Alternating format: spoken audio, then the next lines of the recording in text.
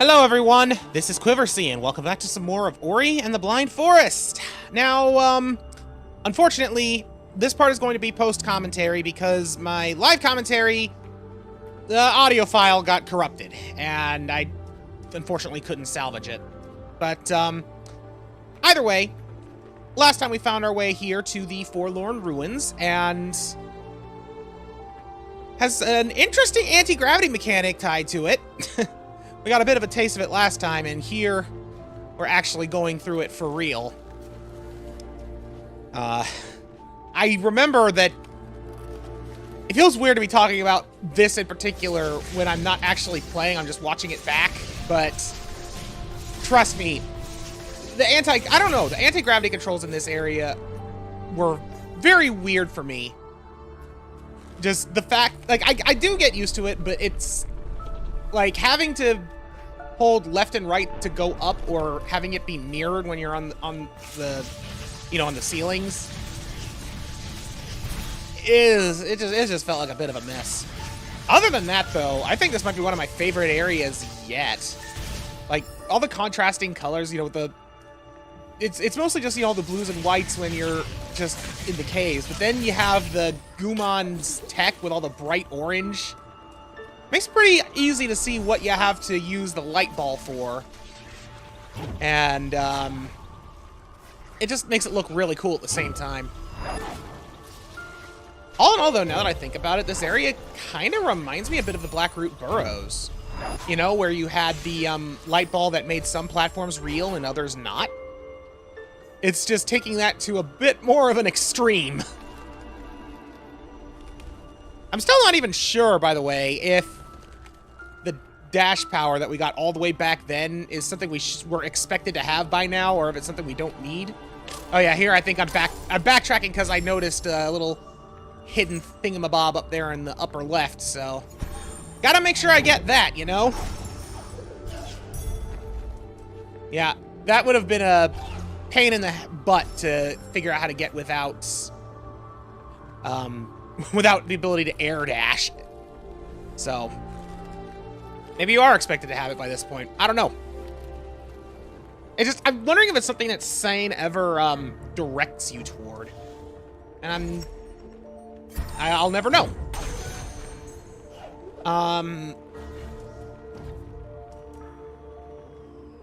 Sorry, I'm really not sure what I can add to what's going on right now without me having to try and do it and think about what I'm actually doing at the same time.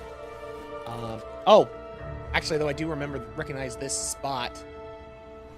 I should mention, by the way, that I haven't actually recorded the episode that's going to come after this one yet, so what we're doing right now, or seeing right now, is the last thing I've done.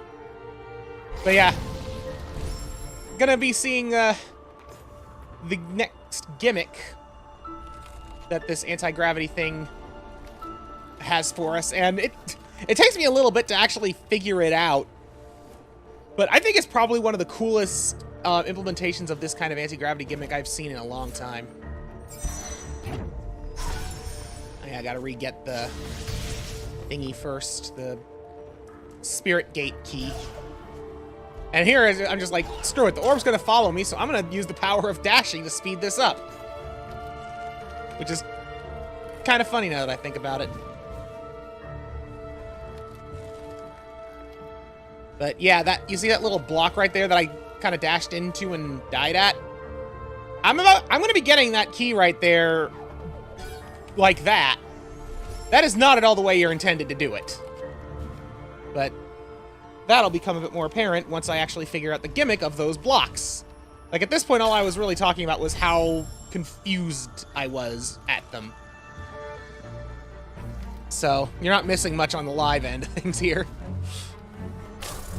And here we demonstrate my ability to not learn from my mistakes and try and do the same thing repeatedly, which is jumping into spikes to try and catch the thing, and then just being impatient and deciding to air dash across, as you do. And that right there is the gimmick. And I'm basically here jumping, thinking I'm completely stuck and not sure how to get off of this floating rock. I forget, do I die before I actually figure out what you're supposed to do? Okay, no, I think I'm just trying to save at this point. I should also mention, by the way, that it's been like a week since I actually recorded this last episode. It's interesting finding time to both record and edit. Okay, I didn't figure it out yet. It's interesting trying to find time to both record and edit with my life situation the way it is right now. And there goes my death. But I think I'm finally starting to get into a bit more of a balance. It's just I'm going to constantly have times where I've got, you know, big gaps in my sessions. Did I seriously try that there? What was wrong with me?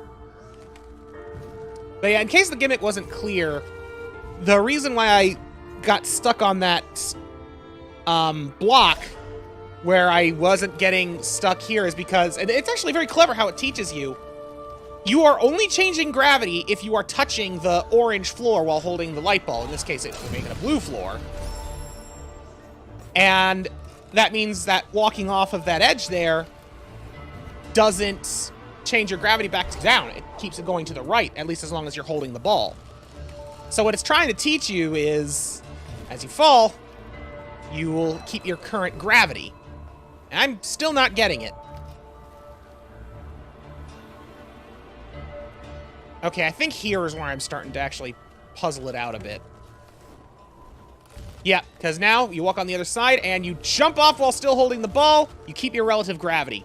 And this is how you're supposed to actually get that key that I jumped to. You just jump off that next cube to the one further to the left and walk around it. But I had my own way of getting it, apparently. And there we have the map. Behold the map. This place is actually a lot smaller than the Ginso tree. At least I feel like it is. But it takes about as long to get through, just because it's a lot more of a, you know, condensed puzzly thing. And a bit more back and forth thing going on. But, it does seem like it is much smaller. Oh yeah, and I kind of messed up there, so I gotta redo a step. You gotta jump from cube to cube. That's how this goes. And now, you just jump like that, and next thing you know, you're on the side of the spirit well.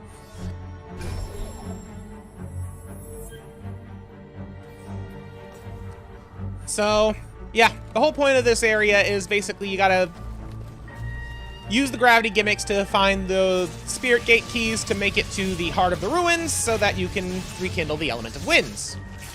Pretty much the same kind of gimmick as what was in the Ginso tree minus the anti-gravity. Ginso tree had a portals gimmick. It's making me wonder what the gimmick's going to be for the element of warmth. Considering I think it's supposed to be in a volcano based on just the map and the pause screen, I'm going to guess it's going to be like a tides challenge with lava. That's what I'm expecting. But then again, I don't think I would have expected portals in a tree or gravity nonsense in this game, period. So I could also be very, very surprised. And then there's also a whole bunch of laser shenanigans with this too. You gotta time your jumps with the lasers. Ultimately, though, it's not that bad. And again, it's doing a good job of, it does a good job of teaching this anti-gravity gimmick, I feel, because it could have easily had all of this nonsense going on, but it actually taught you in a relatively safe spot about the ability to fall and change your direction, despite the fact that said safe spot was surrounded in a bed of spikes.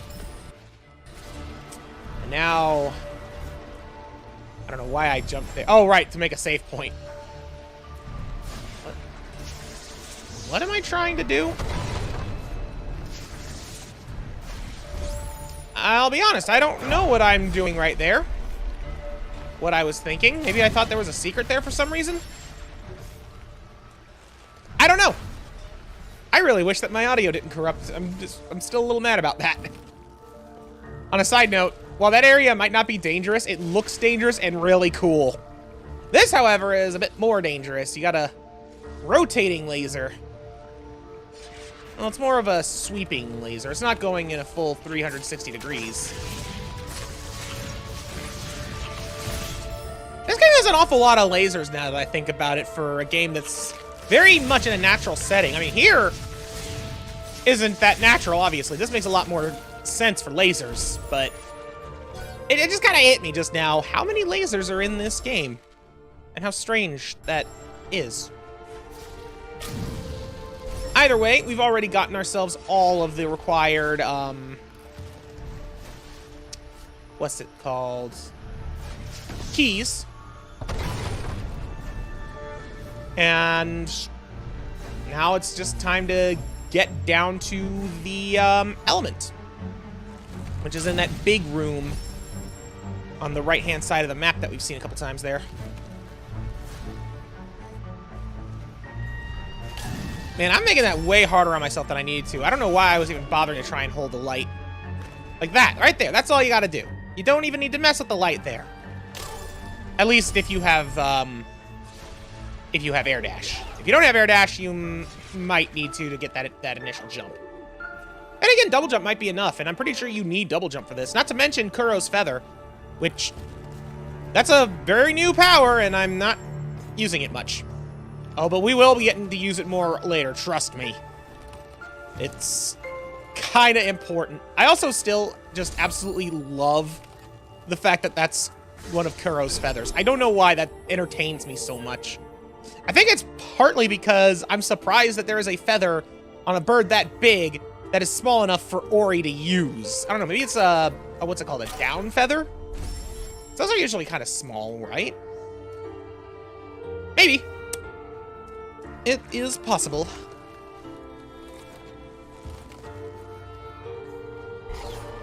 There we go.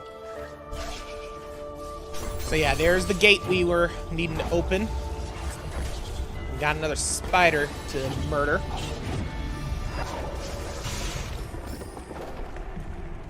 I just say I do like how... Oh right, I have completely forgot. In addition to what we've been going through, Gumo! He's found his way home.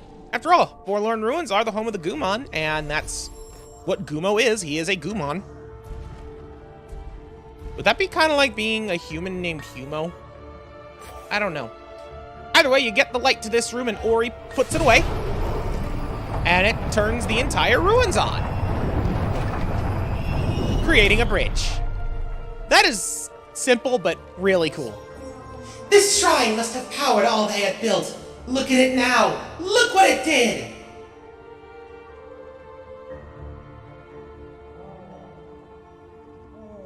And there's Gumo. He clearly didn't know what happened. He must have just been away from his home for so long, and you can now see that his home is a frozen tomb. That's gotta be sad. But Ori is not aware of any of this, and now she can progress. And there's just a random rock jutting on the side there you can jump on if you want to. But you don't have to. In fact, you gain nothing for doing it, so I don't know why I did. Either way. I wonder if Gumo knows of their fate. I hope he can forgive us, that we live and they are gone. Pretty sure I said something along these lines in the original recording, but survivor's guilt is not healthy for anybody. Oh yeah, I remember this room pretty vividly. These sweeping lasers are a very annoying thing if you want to try and go for the prizes. Like, where I dropped the save, that's pretty much where we need to go, is up that shaft, but there's a life cell, as the map was showing. And that's kind of an important prize. I don't know why I'm so fixated on trying to make it work from that bottom spot. That's obviously very, very dumb. You know what else is dumb, though? That. The fact that you can get hit there. I remember that one. That one made me mad. But hiding down underneath it, and you're fine. Especially when it's only one of them that actually hits you there. Like, it feels almost like they should reach at the same point, but they don't because they're actually offset. And I think that's what was throwing me off. Oh yeah, and I wanted to save there so I wouldn't have to do it again if I failed, but can't make a soul link in an unsafe zone, so Gotta make it out of the hidey hole. Ooh. So I don't know if this is going to reflect in the rendered video, but my edited playback is lagging right there. I'm going to hope that it does not make it into the final product. So there's a good chance that I'm talking about something and isn't going to even be relevant. What is relevant is more lasers. And there is the life cell I was going out of my way to get. So with that, all that remains is the element itself. Like I said, this area is honestly not all that big. So I'm glad that I decided to save the entire thing for just one episode. But there is still a bit more to be done from what we can see on the map, as will be made apparent soon. Honestly, in hindsight, I kind of wish that I had stopped about now. And again, that'll become apparent soon. I don't know why I ran into those spikes. I think I just got turned around and forgot I had to go up. I wouldn't put it past me. But once you do go all the way up, you get into this really cool cave with all the ice just pointing into the center. This is a cool effect here. I love it. The element of winds lies before us, stored in the heart of this place. Meanwhile, Gumo is eavesdropping. These ruins are all that is left of the Gumon, reminding us of their fate. Losing the ones that he loved, Gumo is the last of his kind. Ori, we shall bring back the light for Nibel and the memory of the Gumon. Let us restore the element of winds. Makes you wonder what kind of relationship the Gumon actually had with the spirits of the forest. And for that matter, Naru's people. Like, Naru's people as a whole seem to be fearful of the forest spirits, if Naru's guardians are any indicator. On a side note, I have no idea why Gumon does this. Why does he turn off the device by taking away the spirit light? Side note, there's another escape sequence, kind of like with the Ginso tree, as the rekindled element is now going completely haywire and blasting cold winds everywhere. Those jets of wind, by the way, cause damage. And this is a lot more involved than the Ginso tree escape sequence. I actually really like it. It's really cool. Pun not intended. But back to my musings about Gumo and what he just did. I'm starting to wonder now, maybe the Gumon didn't have the best relationship with the forest spirits. Maybe, because like we saw that their tech is like powered by their light. Maybe it was pilfered. Maybe they stole it or something. And that would explain why Gumo took the water vein initially. Like he did it just because that's what his kind do. Maybe they don't like the forest spirits or didn't like the forest spirits due to a misunderstanding. Kind of like, you know, with Naru's people, how they were fearful. And in turn, Gumo was moved by Ori being actually kind to him. That's why he helped her out. That's why he kept following us. And why after hearing, you know, all of that from when, you know, they thought they were alone, Gumo decided to remove that to basically completely shut down anything of his people. Something along those lines is what I'm starting to think. It's the only scenario in my head that actually makes every little thing we've seen on that make some degree of sense. And come to think of it, there's something we're going to see later in this particular episode that ties into that thought process even more. Now I'm really starting to wonder just what is the nature of Ori and the spirit tree and sign and their light.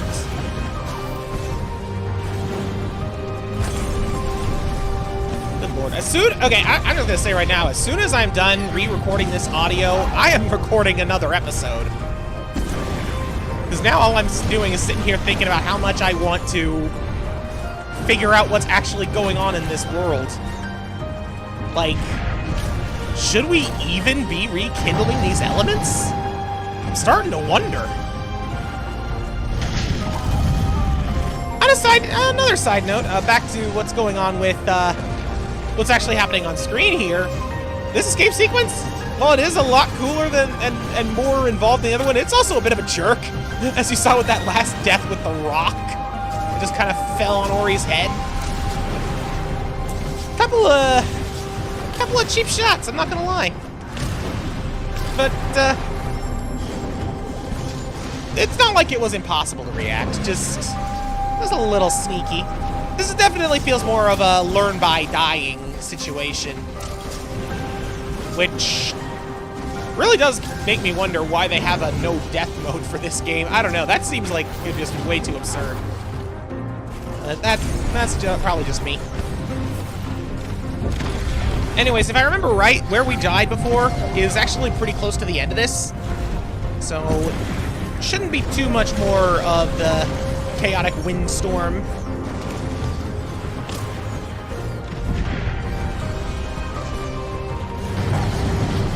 You know, it also did, I don't know, just another thing that kind of randomly occurred to me as I'm pointlessly searching into the pit with a rock jettisoned from. The element of water was something that, once we did it, it made the world's waters, you know, clear again. I'm kind of surprised that an icy dungeon wasn't for the element of warmth. Like, there was a bit of a fire mechanic. There's a lot of ice. This would have made a lot of sense for the element of warmth. So I'm wondering, what are they going to do with that? Either way, we are now at Kuro's nest. And just checking to see if there's anything up there. I do not know what is up, by the way. Up there on the top left, that does not look right. It really looks like there's some kind of pixelation going on there. It looks like a glitch. And it just feels really out of place. Speaking of feeling out of place, Kuro's nest has an egg. Because Kuro is a mother. And now it's time for flashbacks.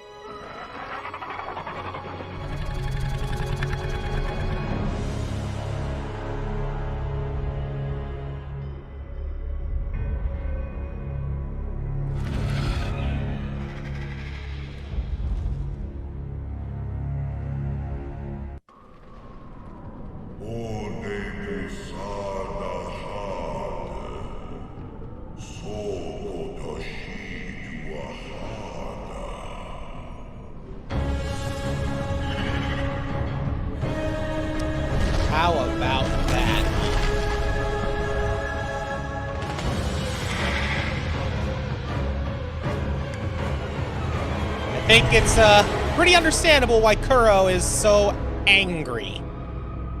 Wouldn't you say? She's a mother out for revenge. And just to protect her kids. Remaining kid, I should say. Oh yeah, and now we have to be careful here because Kuro can see you if you aren't hiding. But that's what I was talking about earlier when I said how it kind of ties back in. About how, like, maybe the Gumon were, like, fearful or antagonistic or something towards the spirits, and how Naru's people were fearful towards the spirits. There might actually be a reason for that. As we saw, their light killed Kuro's children for some weird reason. I am still honestly dumbfounded as to the reasoning on that, but time will tell, I suppose. Until then, we gotta keep on going on. We barely escaped from her clutches this time. It's clear now why she hunts us. Kuro is just protecting her child. But remember, Ori, the element of warmth is last to ignite. The sunstone we seek, high atop Sorrow Pass. We must ride the winds, for they will show us the path. Yeah, with the elements of wind rekindled, we now have a means to go up higher than we ever have before. But,